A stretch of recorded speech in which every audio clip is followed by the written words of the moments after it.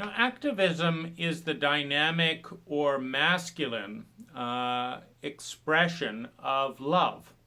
And I want to go through an equation that I think is important. Activism equals caring. If you don't care, you don't influence, you don't respond, you don't expend energy. Caring, if you are sincere in caring, results in learning. You care enough to see, to learn. Learning equals understanding. If you do a good job learning, you will understand and start to recognize patterns in play. With understanding comes empathy. The more intimately you understand someone or a process or some goal or something, the more empathy there is, because empathy is the acknowledgement of unity, the acknowledgement of interconnectedness. And the way mirror neurons work is that by the time you fully understand someone or something or a pattern or a culture, you have attuned part of your brains, the mirror neurons, to occupy the position of every stakeholder in the process or every subpersonality in the individual that you're understanding. And as a result of, in other words, empathy is synonymous with understanding, because deep understanding requires mirror neurons, which is to invest a part of ourselves into the process. Now, with that empathy comes attunement, comes greater success, comes competency. With competency comes well-being. Every competent individual, eventually, through a process of attunement and empathy and understanding, aligns with well-being. Because when you are connected with something, it affects you as well as it affects everyone else. And so that's part of that acknowledgement of the larger pattern of which we are a part. It's also useful to understand the fractal nature of reality, that, for example, if we're protesting unfairness and lies in government, the first thing to be aware of is that the human ego is a governmental structure, that we have all kinds of fractious impulses, subpersonalities, different parts.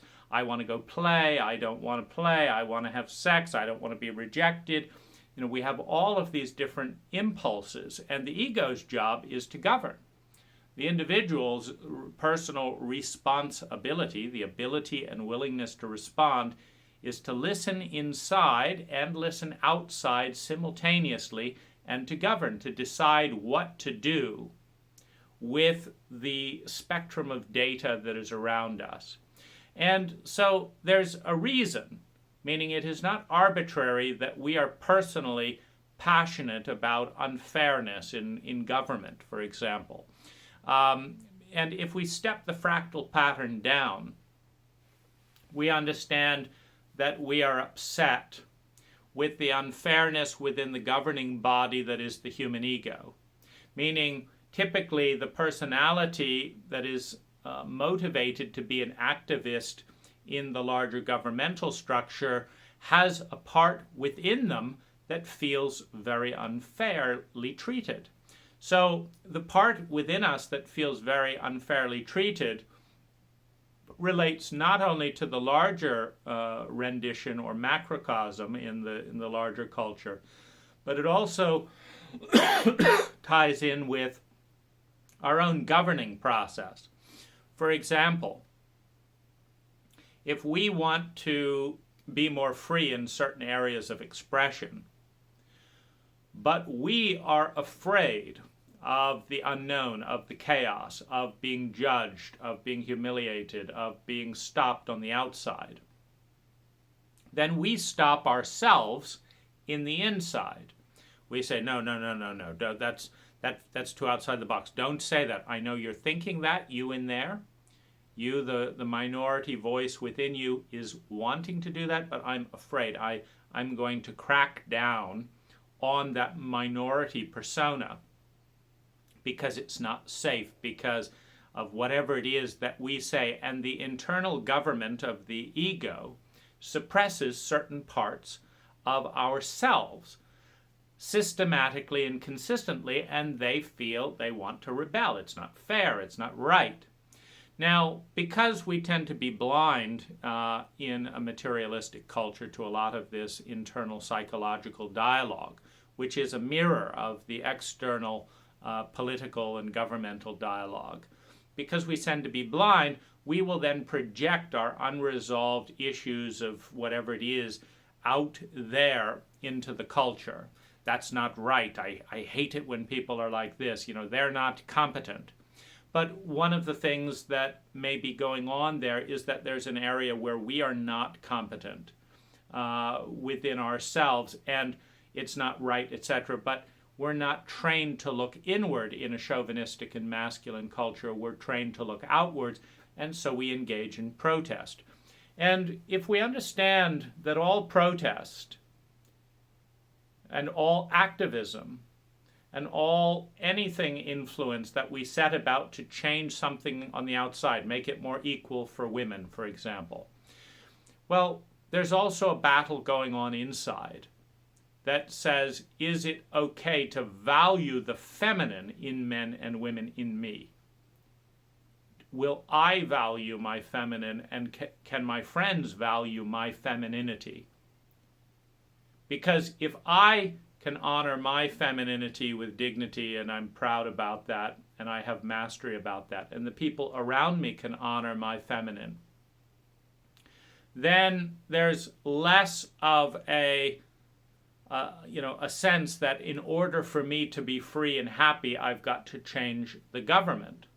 So they often go hand in hand. What we're often learning in the protesting of the macrocosm is the injustices on the microcosm, the templates of kind of chauvinistic ego dominance within our own psyche. And if we understand that caring is ultimately leading towards love, leading towards well-being, then we are doing work on ourselves by doing work on others. We're doing work within our own ego structure as we do work on the larger power or governmental structure. And this can make it more of a spiritual journey of self-transcendence as we move through our shames, through our traumas, through our fears, to face those that embody the parts of ourselves that we are afraid of, that we know are unbalanced, that are sick, are diseased, that are damaging the culture on a larger scale, because typically those same things are going on and damaging on an internal level. And this is one of the reasons why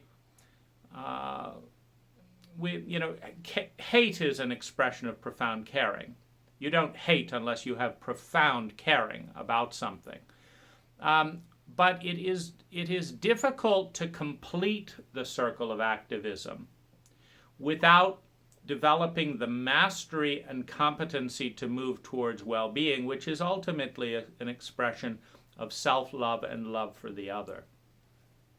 And so, in my own personal experience, I'm dealing with the anger and the hurt and the pain of the way human beings are put second to money in my city, in my town, around homelessness. And so there's an anger at the parts of me that pursue money and that look at people with money, that, oh, so-and-so's driving a Rolls Royce, so-and-so is, driving a beat-up Volkswagen, and somehow buying into the cultural stamp template that says that people with lots of money are more important. And there's a part of me that's angry that that's how a part of me reacts. And so I'm angry that I'm in a culture that deals with that same bigotry, etc. I'm angry that part of me feels ashamed of my feminine sides. in a culture in which I've been shamed consistently for feminine sides. And I'm angry that parts of me haven't been able to stand up for my own femininity. So I'm also angry that parts of our culture have not stood up for women.